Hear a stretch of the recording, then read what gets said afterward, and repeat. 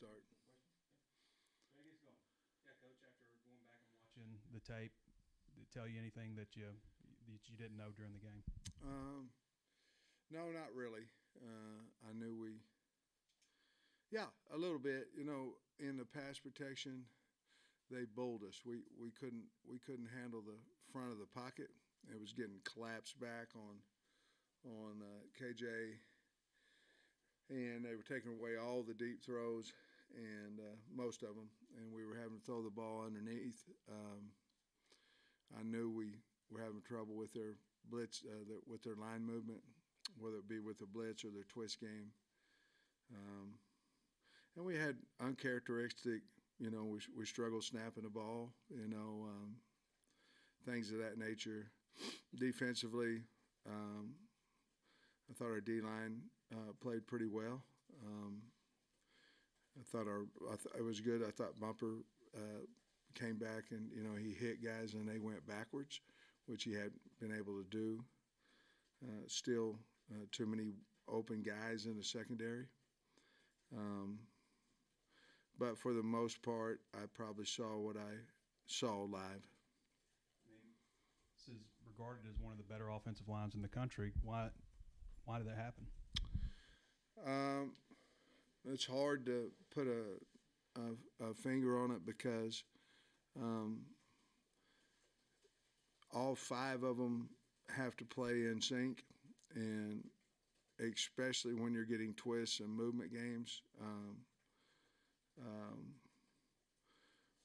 When we would out a call or when we would go out to a potential blitzer, the looper would come back in the A gap in the backside, and we were doubling the three up to the backside linebacker. We got caught a couple of times with that instead of just the whole line just run. But I don't know. We just haven't had that, So the bottom line, it was probably the runs that we were running into that. We tried to change and run some gap schemes later. Obviously, A.J. Green came in and we were able to crease a little bit there with that, but it's basically we just weren't ready enough for the movement is what got us. What did you see out of the team yesterday? What do you maybe think the response might be this week with a team that's, has a chance to make the college football playoff coming in here? They're really good. Their quarterback, Daniels, makes them go. They've got a big physical offensive line. Coach Davis is doing a really good job up there. They're playing some young kids. They got a couple of freshmen at tackles that are good players. Butte and that group of wideouts is really good. They got a young freshman tight end that's really good. Three backs that play a lot. They're all good players, but they're a physical downhill running offense that if they want to get the ball outside, Daniels is a guy that's going to get it outside, and he's hard to bring down, but he can throw it too. And I think they ran the ball 20 times on Alabama, and the rest of them were all passes. Defensively, very, very good on the interior, very good. Wingo and Roy, they're really good down there. And if you get in a pass game, 18 and 11 Gay, they're both long, got speed. And, of course, they got Joe back there playing, Joe and Brooks playing safeties for them, and they've been playing really well. They've got a young freshman, Perkins, that plays out in a Sam, a nickel type situation, and a Sam Backer, and he's really a talented young guy too. They have a lot of speed. They're LSU. They got a lot of talent, and they're big. They're playing really well right now. On KJ's situation, can he get better in the course of a week, or what's the criteria for how he can go? Well, I think he feels better this week than he did last week, so I expect him to be able to throw today, and if that's the case, then I feel like he'll be fine by Saturday. I answered a question the other night about, talking to Kendall about KJ. That question was more in reference of what was his health, not necessarily he's not playing well or we're going to take him out. It was about, is he healthy enough to play, and the answer was yes. And so there was never really a thought of pulling him out because of performance. It was about whether he was healthy or not, and obviously he ended up playing the last quarter. So got back in groove a little bit, but I just wanted to clear that up because it wasn't about taking him out about performance. It was he healthy enough?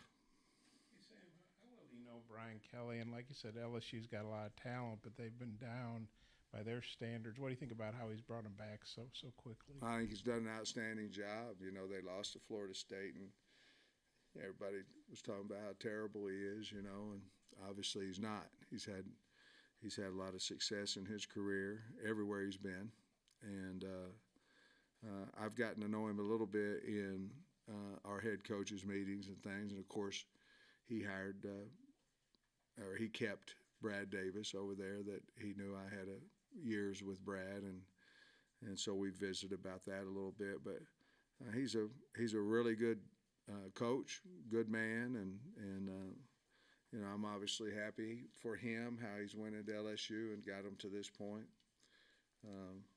because I like him. But obviously, they're the top right now in the SEC West, and we have an opportunity to knock them out of there, and that's our goal. In your experience playing Alabama, I mean, I know all these SEC games are tough, but is there any advantage playing a team after they play Alabama, especially a tough, emotional game like LSU just had with them? Well, I would say,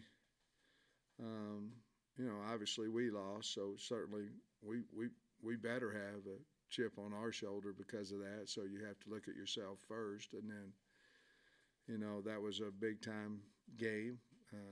Some people claim you can't get up twice in a row. LSU's actually had some back to back that were good opponents, that they've had success with, but I don't know how much truth there is to that or not. I've about come to the fact that if your team's not ready, you're going to get beat, and if they are, you got a really good chance to win. And it's about your prep and a lot about emotion and things of that nature. And it's a lot easier to get up when you're at home, in that type of game against Alabama than on the road, and hopefully you play better because of it. But I think the physicality of Bama certainly is a point to consider when you're playing a team after they played Alabama. With KJ, is it still the shoulder that's been bothering him? Yeah, it's really in the clavicle area, but there's nothing. It's bruised, and it's hard for him to throw the ball without some type of pain.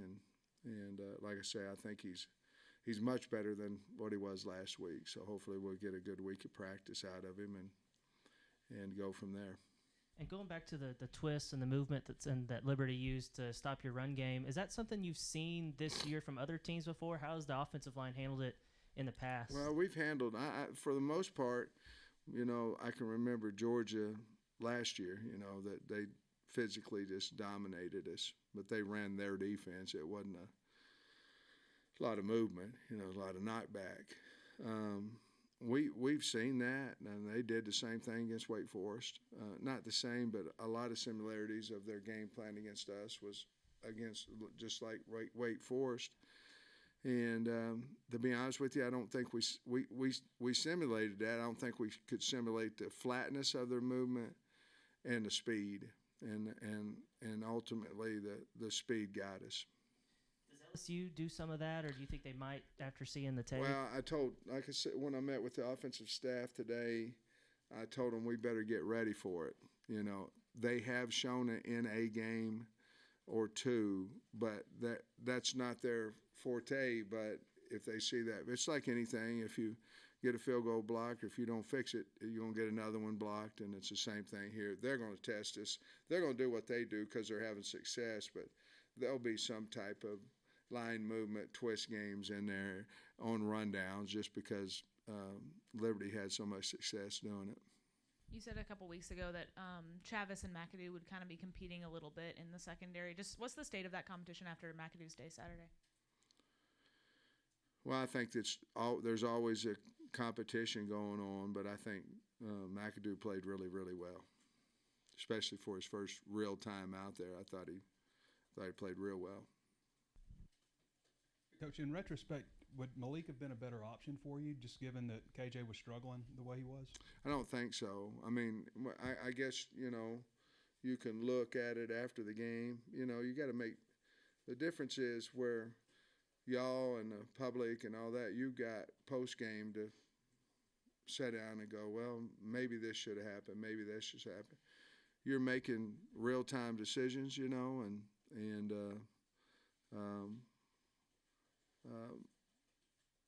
I think it is true that if you don't practice the entirety of the practice each day and each week, you're not going to play as well. I think that's proved the test of time.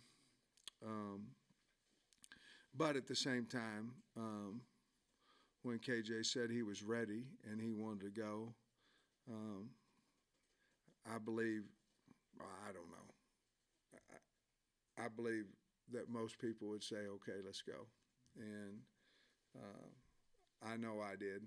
And so, but there's always concern when a guy doesn't, practice and he practiced every day, but it wasn't like, a full practice and throwing the ball all the time and those things. Did you feel like the energy was where it needed to be No. on the sideline and everything? No. What's causing that? Because it I sounds don't like know. Mississippi State, it was kind of a similar deal. Well, it may be because they're thinking their leader might not be out there. I don't know. We had all kinds of reasons to win, even if just winning is the reason, winning homecoming.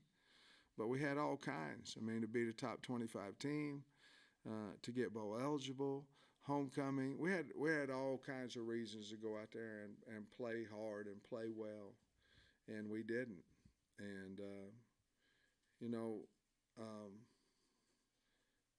I had in last year, it was Rice, and then it was Penn State for a half, and I looked at it as it was time off. What are we doing in the 4 weeks between the bowl game and between the first game? Because Georgia Southern, we didn't have that problem. I'm talking about non-Power 5, schools. And so I was looking at it as what are we doing in that long stretch? We got to fix it, so we can play well in openers and we can play well after buys and we can play well in a bowl situation when we have time.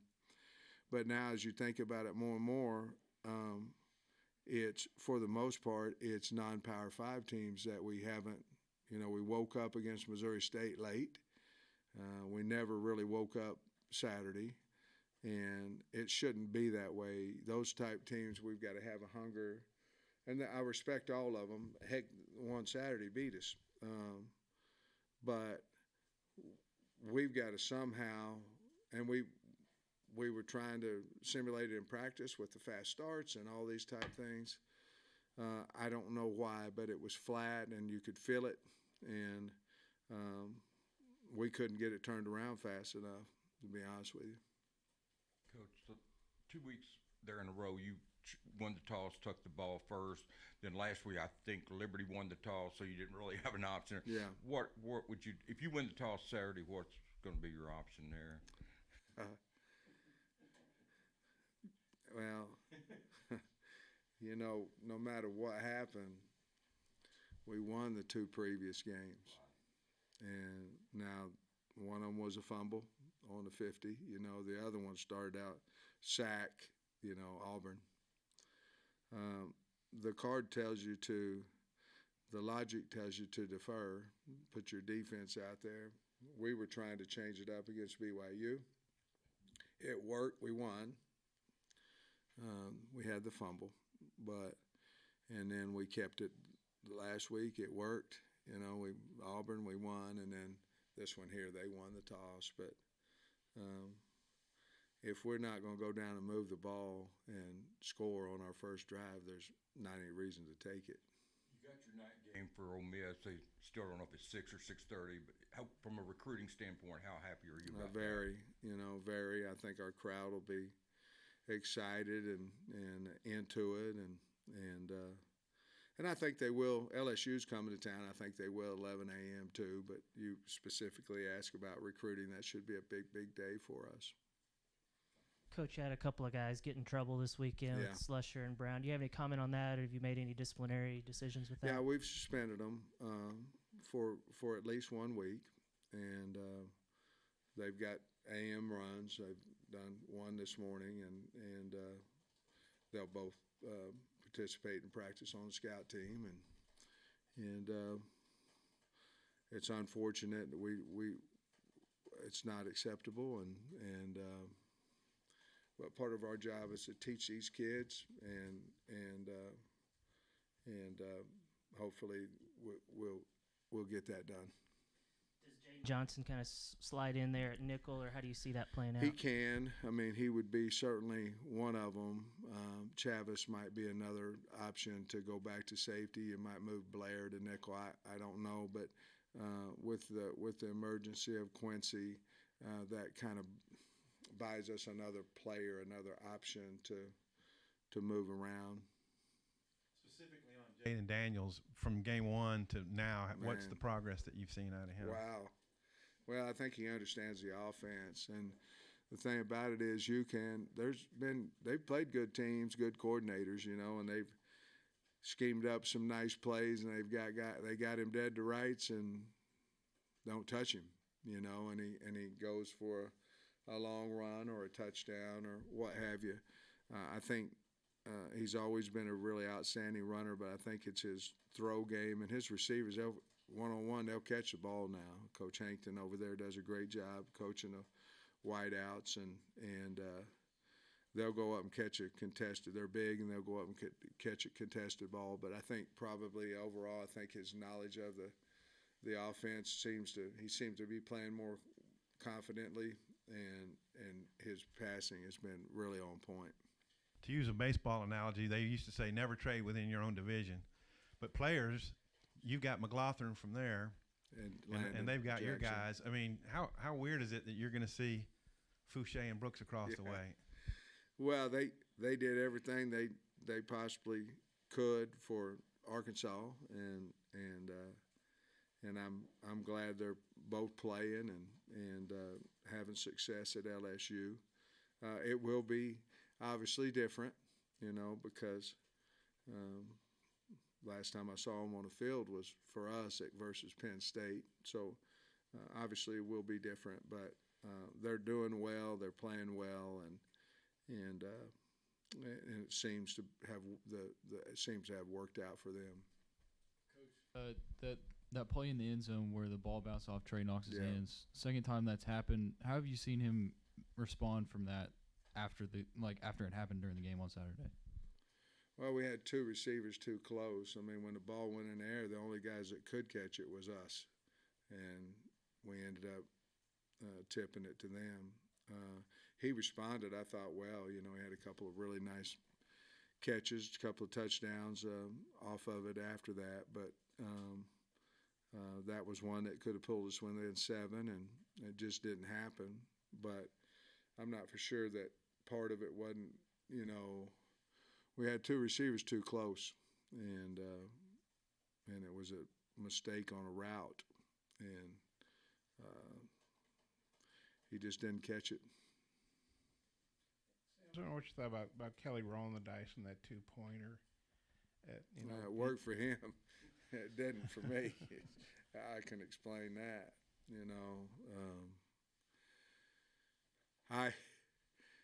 Guys, I think a lot of guys would do different stuff if they didn't worry about coming in here after it didn't work. You know what I mean? I mean, whenever he called it, it was like, that's the thing to do. Get the game over with. If you're saying we can beat Alabama from the 3-yard line, we can beat them, and they can't do anything about it. That's what he did, and it worked. But it takes guts to do that now. I mean, it does. And I did it against Ole Miss last year, and we didn't make it. But I know you can say it was on the road versus at home. I get all that, but that takes guts, and he did it, and it worked. And more power to him. You mentioned that their O-line. I think I read somewhere they've. I'm not sure they've had the same lineup, or they've had to change the lineup a lot, I guess, because of injuries, and obviously, you know, Brad and all. Just wondering what you think of and playing those young tackles. Just wondering what you think about the job Brad's doing there. I think he's doing an outstanding job. They had Bradford playing at left tackle for a while, and they moved him back into guard, and they put the 2 young guys out. Well, Emory Jones has been playing tackle, but Will Campbell has really, to me, helped them because he's done a really good job at left tackle for him and allowed to move Bradford, the big kid, back inside at guard. But they're big and physical and well coached. I mean, if you look at them technique-wise, they're what an offensive line's supposed to look like off the snap of the ball, whether it be run or pass. He's done a really good job, in my opinion, with the front, and he's had to play multiple looks as far as where his guys are playing. That's also a sign of a good coach, that you can still have success, but you may not have the same guys at the same position every week. Coach, back to Brown and Slusher, how did you find out about it yesterday, and what was your initial reaction? Hunter Yurchek called me and told me. I had not seen it, and we talked about what we've done in the past with disciplinary actions, and then we called the kids in and talked to them. Have you had a chance to talk to any of the players yet? And if so, when you address them to keep them focused, any idea what you're going to communicate today or whenever? You asking me if I've told the team about it, or I'm sorry. Have you communicated with any of the players, or will you address the team? And if so, what might you be No, I sharing? haven't. We have our team meeting this afternoon, so I haven't talked to any of the players about it besides the 2 players that were involved in the incident. Obviously, you haven't met with them yet, but you mentioned being flat and stuff. There's only so far, I guess, coaches can go with that. Like, from within the team, the players got to take ownership. Has anybody stepped up and been vocal? But like last year, I know Grant Morgan would have gotten people's rear end about it, and Catalan too maybe. But who are the guys doing that now? Well,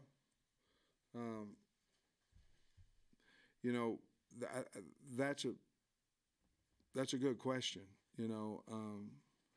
Our leadership more like by committee and not necessarily by 1 or 2 guys. When you have a committee of leaders, you may not have the Grant Morgan. We obviously, I think everybody knows Poole's a leader for us, but he's been hurt. You know what I mean? You understand, KJ's a leader for us, but he's been hurt. So sometimes you lose your confidence in speaking out when you're in your mind, you're looking and you're going, they know I'm hurt. They know I'm not playing as well as I did. So our leaders have physically been hurt, and so they got to get over it and know that people look at them as leaders, regardless of their playing status or anything like that. And we need to develop more of that. And I think we had it, but I think just rationalizing it, I think our top 2 leaders, those guys, have been hurt, and I think that we've got to build their confidence back up on saying what they need to say to the team. Talk about the DBs who flip teams, but Landon Jackson's he's an LSU guy, or was an LSU guy, and he's played pretty well for you on the D line. Blocked that field goal the other day. Just what he thought about Landon, his addition to the team and how I've really liked his addition to it. He didn't play as many. I think he played like 15 reps last week. But he's been a really good addition to us. Gives us a little bit of a pass rush threat. He came off that knee. I think he's getting better each week, things of that nature. So I'm glad we have him and Nudie. They've both helped us. I noticed Hudson Henry has seen his reps increase the last couple of games. I'm curious what you've seen from him that's led to the increase in playing time. Well, he's earned that. Backs got beat up a little bit last Wednesday, I believe, at practice. But he's earned the right to go in there. He's been playing well, and I'm glad he's got a great attitude. He's gone from maybe my first year to a starter, and in and out and all those things. Kept a great attitude. His physicality is a lot better than what it was, and he's doing a good job for us. Thanks, Coach. Mm-hmm.